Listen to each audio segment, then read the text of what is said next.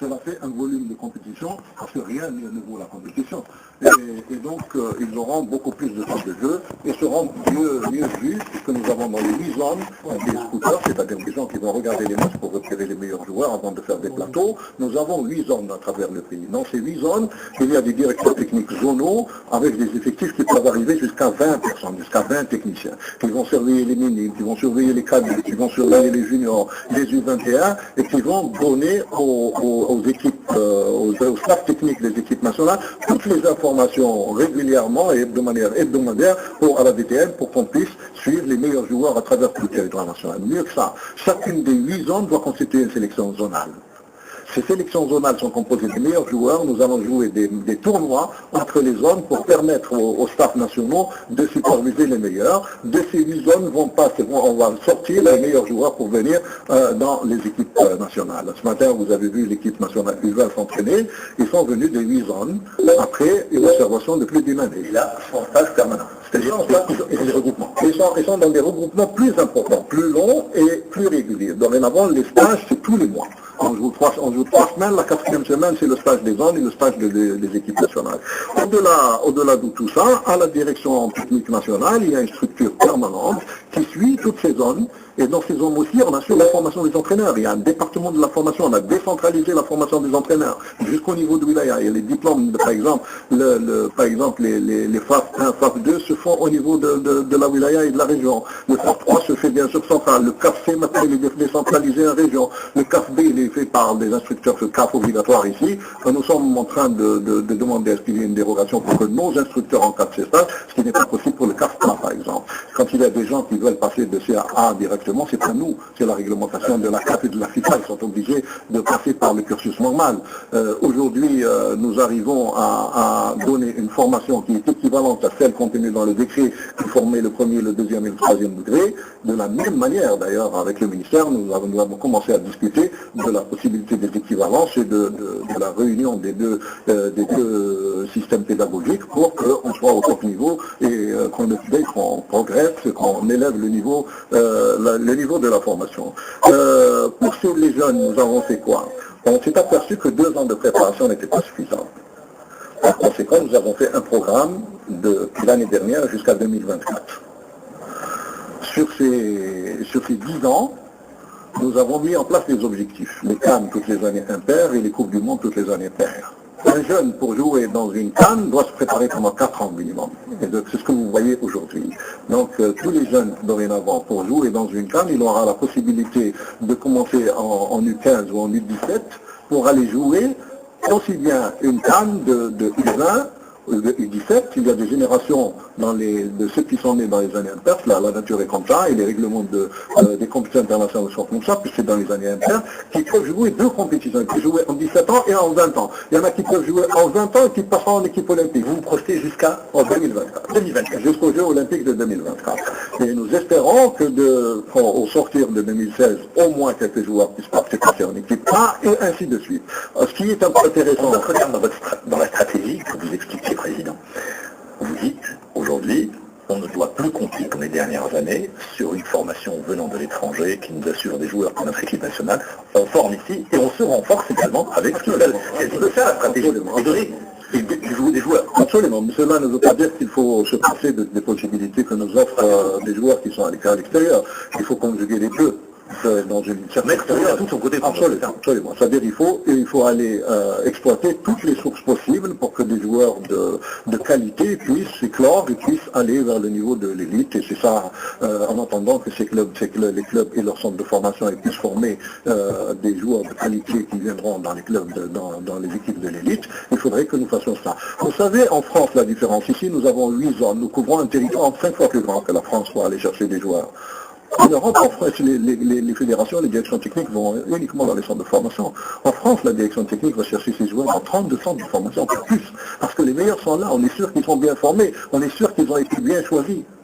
Vous parliez également, parce que les clubs bien évidemment, ne forment pas. Donc à partir de là, vous êtes oublié.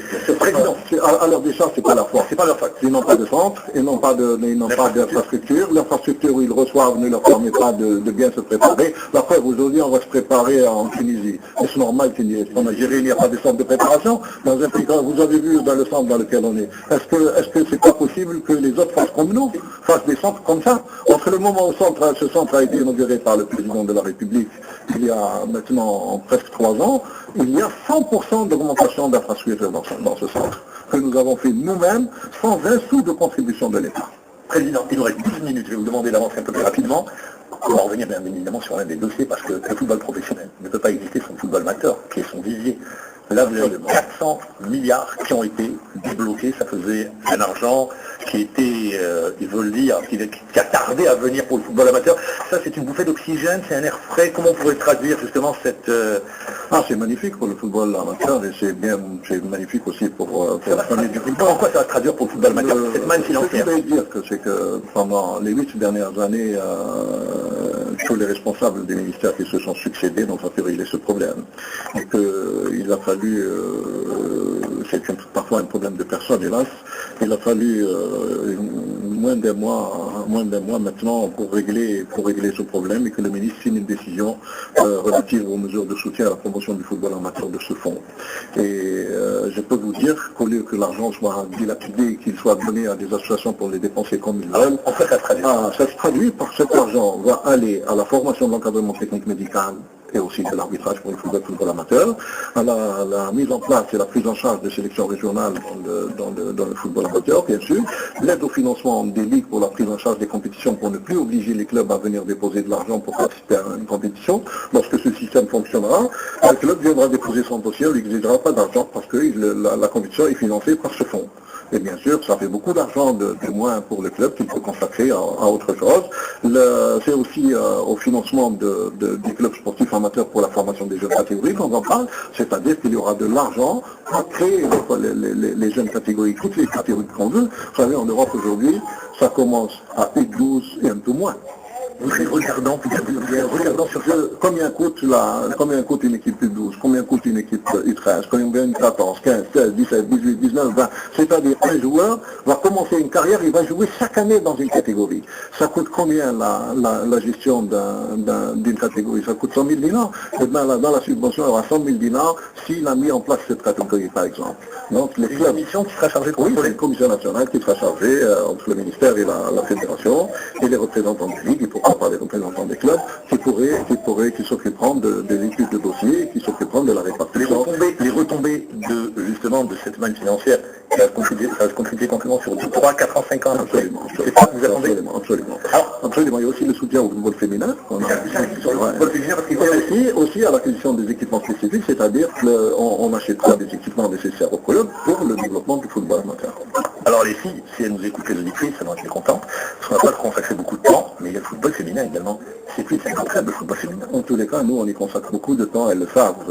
Et moi, je suis très content de l'évolution du football féminin ces dernières années. C'est un sujet de satisfaction. On n'est pas très près de l'objectif qu'on s'est assigné pour ce moment. On voulait arriver à 100 clubs féminins.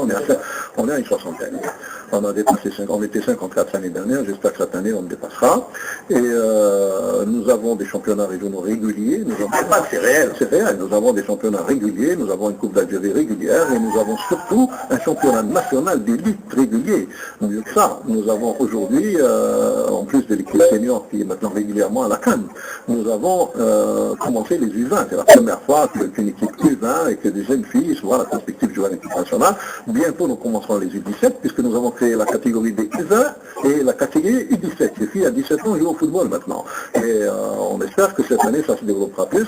Sachez que la Ligue du football féminin qu'on a créée aussi est à sa deuxième année, qui fonctionne parfaitement bien, est totalement subventionnée par la fédération. On dépense à peu près 3 milliards pour cette ligue, qui non seulement achète les équipements pour les clubs, elle leur paye le transport, ils ne payent pas de droits d'engagement, et puis on finance l'arbitrage, et pratiquement on paye tout. Avec le soutien qui viendra de l'État, je pense que nous allons devoir faire plus, et nous sommes en mesure de faire plus. Voilà. Président, on arrive sur les 7 dernières minutes, je vais vous demander d'être plus rapide sur les réponses. Alors, l'équipe nationale, 2016-2017, reprise des éliminatoires de la Coupe du Monde, la Coupe d'Afrique des Nations également. Alors beaucoup attendaient la dernière Coupe d'Afrique des Nations, tout le monde se voyait sur le podium. Pour celle 2017, pour l'objectif, c'est une place dans le carré d'as. J'espère, c'est un minimum. C'est un minimum. Je crois qu'on a une génération, bon, vous vous souvenez des conditions du déroulement de la CAN en Guinée équatoriale. C'est un problème de chance. Il faut avoir aussi de la chance. D'une part, d'autre part, même le futur vainqueur, on aurait pu avoir un match différent. On n'aurait pas pris un but contre le Ghana, on serait passé par l'autre chemin qui était plus facile, c'est-à-dire aller dans un autre quart de finale qui nous aurait permis peut-être d'arriver. Bon, c'est pas le problème. Le problème, c'est qu'aujourd'hui, on a une équipe composée de jeunes, réguliers, qui ont de la qualité. Nous essayons d'intégrer des joueurs locaux de qualité. Ça commence, c'est bien. M. Gourcuff le fait bien. Et donc, vous aurez des surprises bientôt. Déjà pour le prochain match, mais aussi pour les matchs amicaux qu'on a prévu de jouer en octobre ici à Alger contre le Sénégal et contre la Guinée. Nous préparons bien sûr le match de Lesotho. Vous savez qu'on a mis en place tout le système qu'il faut. Nous partons donc pour un stage en Afrique du Sud. Ensuite, on a loué un vol spécial de South Africa pour aller au Lesotho et revenir dans les conditions les meilleures. En octobre, les deux matchs seront ici, donc c'est la possibilité de voir de nouveaux joueurs et aussi de voir des joueurs locaux. Surtout, il y a des joueurs algériens qui sont en train de sortir la tête dans certains clubs, mais pas mal de joueurs très intéressants, aussi bien en Ligue 2 française qu'en Ligue 1, pour ne parler que de joueurs comme Ben Louli ou comme Barahma Anis ou comme Mendy du Paris FC. Vous les citez maintenant, vous n'avez pas peur de vivre le même perspective? Pas du tout. De toute manière, le principe est simple. Je dis que si un joueur qui a la nationalité algérienne, qui a envie de défendre les couleurs de l'Algérie, qui le fait volontairement avec tout le cœur que ça, celui qui n'a pas ça, qu'il reste chez lui. Ceux qui sont là ont fait d'énormes sacrifices pour ce. Après une année et demie, ça y est, il est installé. Il est bien installé. Quand il est installé, vous avez compris quoi. C'est-à-dire qu'il a compris le fonctionnement un peu, qu'il découvre un groupe. Absolument, mais le travail n'est pas fini parce qu'on se projette sur le lointain. Nous avons une génération qui peut jouer 2 Coupes du Monde et notre objectif, c'est, comme je l'ai dit il y a longtemps, d'aller régulièrement au CAN et d'aller régulièrement à la Coupe du Monde. C'est ça la réussite. Si on n'arrive pas à ça, c'est qu'il y a quelque chose qui cloche quelque part et il va falloir revoir tout le système. Non, mais on a bon espoir d'y aller. Je pense que pour la CAN, nous sommes sur le bon chemin. Nous sommes dans un bon groupe. Nous préparons les choses correctement. Vous savez d'ores et déjà, pour le match du mois de mars, après le Lesotho, nous avons déjà mis en place une équipe de précurseurs qui ira déjà en Éthiopie pour préparer le mois de mars, avant la fin de l'année. Nous sommes déjà pour le match de Coupe du Monde du mois de novembre en train d'envoyer une délégation aussi bien en Tanzanie qu'au Malawi pour préparer notre séjour parce que nous jouons le match aller là-bas. Donc nous prenons nos dispositions pour être là ou là en véritable professionnel et nous nous assurons de toutes les conditions les meilleures pour que notre équipe soit dans les meilleures conditions et et qu'il reste que le volet sportif qu'ils assument très bien. Les joueurs aujourd'hui, hélas, on a quelques joueurs qui ne sont pas encore en club et que nous espérons dans les prochaines semaines voir transférer dans du club pour qu'ils puissent commencer à jouer et rejoindre l'équipe nationale.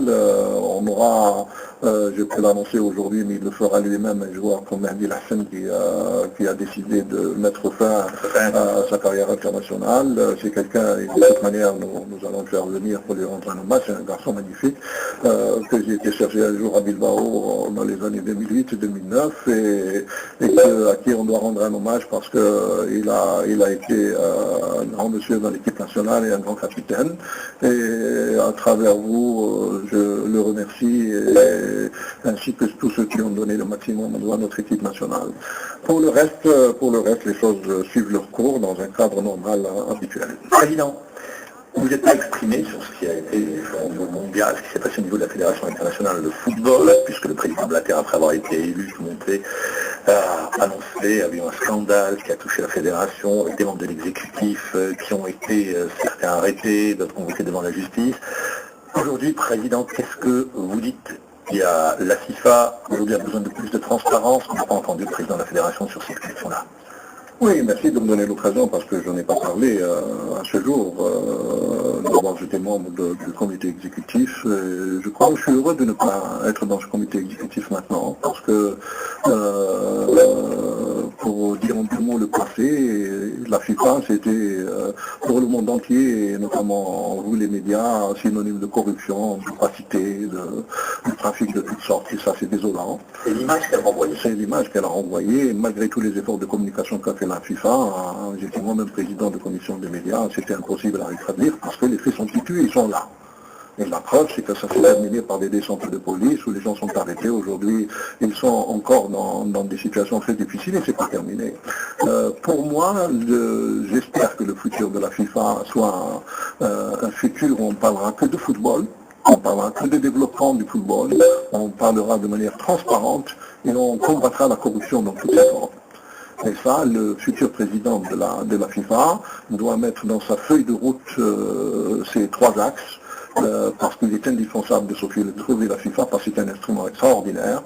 Organiser une Coupe du Monde tous les 4 ans, tous les 2 ans des Coupes du Monde pour les autres catégories, ça donne énormément de plaisir au monde entier, et il ne faut pas que ces acquis-là soient perdus, mais il faut que ça soit propre, que ça soit clean, que ça soit bien organisé, que ça soit organisé par des gens honnêtes. Président.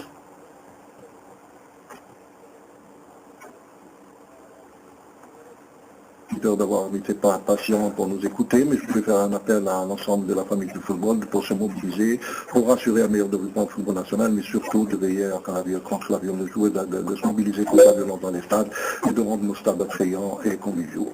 Merci Président, merci de nous avoir suivis. Je vous donne rendez-vous la semaine prochaine. Au revoir.